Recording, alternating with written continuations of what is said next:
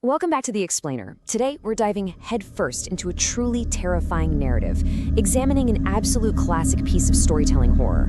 We're going to break down the exact mechanics of a legendary midnight drive tale, tracing precisely how this narrative takes a completely routine taxi fare and twists it into an inescapable psychological and supernatural trap. Let's get right into it. Picture this, you're completely alone on a dead, empty highway. It's the middle of the night, heavy rain is absolutely pounding against your windshield, and thick fog is swallowing the road ahead of you. You're exhausted, you're ready to go home, and then, standing entirely alone in the darkness, beneath an old banyan tree, a mysterious stranger suddenly appears. This is exactly where our protagonist, a taxi driver named Ramesh, found himself. It is the perfect setup, tapping right into our primal fear of isolation. Section 1. The Midnight Fare. Okay, let's look at how this kicks off.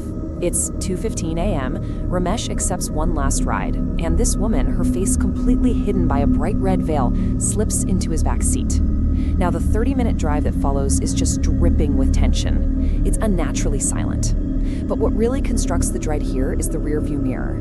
Ramesh keeps checking it, and her reflection keeps strangely shifting.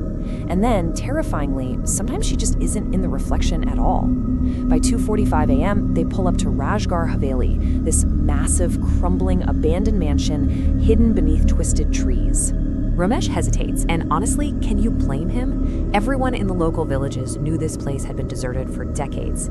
Every single window is pitch black, broken balconies are literally leaning over the entrance. But then the woman steps out and delivers this desperate plea. "My father is dying inside. Please help me."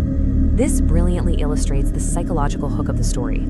She leverages his basic human empathy to completely manipulate him, luring a reluctant Ramesh past the grand entrance and straight into the dark.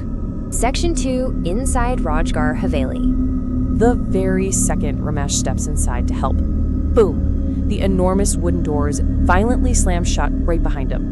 This sudden closure is an absolute masterclass in horror pacing. It immediately shifts the atmosphere from, merely eerie to outright hostile. In a split second, he is no longer a helper, he's a prisoner. And as if the slamming doors weren't enough, the narrative uses environmental shifts to crank up the dread. The temperature just plummets. The air turns freezing cold as dust rises from the floorboards, and these distant, super unsettling whispers start echoing through the endless, pitch-black hallways. It's a classic sensory tactic used to completely disorient both the audience and the protagonist. Then comes that classic, stomach-dropping moment of panic. Ramesh turns around to speak to the woman in the red veil, and he's totally alone. The helpless daughter he was trying to save has completely vanished without a single trace. Section 3. The trap closes.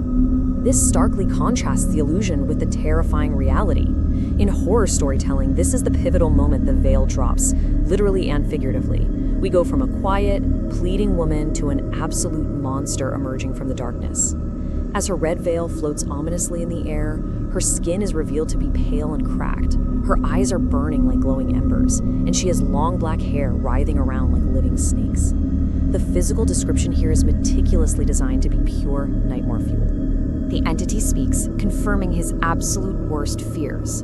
Ghostly shadows start crawling across the walls, and dozens of transparent hands literally reach out from the dark corners of the room. Ramesh tries to make a run for it, but the storytelling employs this classic spatial distortion trope. The geography of the mansion just completely defies logic. Every corridor he runs down loops him right back to this inescapable grand hall. The mansion itself becomes a living, breathing prison. Section 4. The Exorcist Monk. Just as all hope fades, we get an incredible genre shift from pure horror straight into supernatural combat. A deep, commanding voice echoes through the madness. "Leave this soul." An elderly monk appears out of nowhere, a total Deus Ex Machina moment. Dressed in saffron robes and wielding a wooden staff covered in sacred symbols, he stands squarely between Ramesh and the entity. It happens fast, a real 1-2-3 punch. First, the monk starts chanting ancient mantras. Second, this blinding golden light just erupts, flooding the grand hall and shattering the darkness. And third, the shadows actually scream, dissolving completely into black smoke.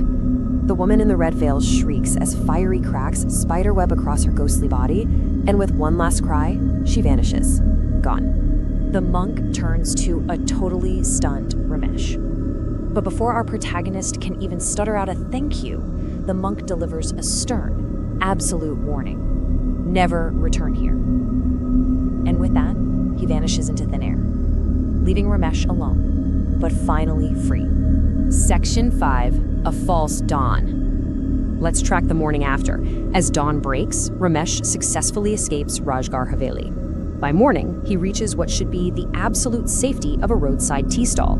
Still shaking, he recounts the whole insane night to the old tea seller. But hey, in horror storytelling, daylight rarely means you're actually safe.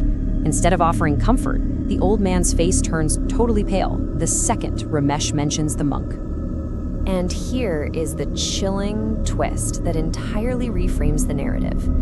The old tea seller reveals that the powerful savior in the saffron robes, yeah, he wasn't a living person at all. He was a ghost himself, trapped in a 50-year-old supernatural battle with the entity in the red veil. Ramesh was literally just a mortal caught in the crossfire of a half-century-old war. Section 6, The Unfinished Journey. As Ramesh processes the tea seller's horrifying words, his eyes drift back over to his supposedly empty car. And there, resting right on the passenger seat of his taxi, is a wet, bright red veil. Imagine the pure, paralyzing dread that washes over him in this moment. As he watches from the tea stall, gravity just seemingly fails. The wet fabric slowly lifts into the air all by itself, and a ghostly woman's whisper fills the enclosed, empty space of the taxi. Our journey isn't over.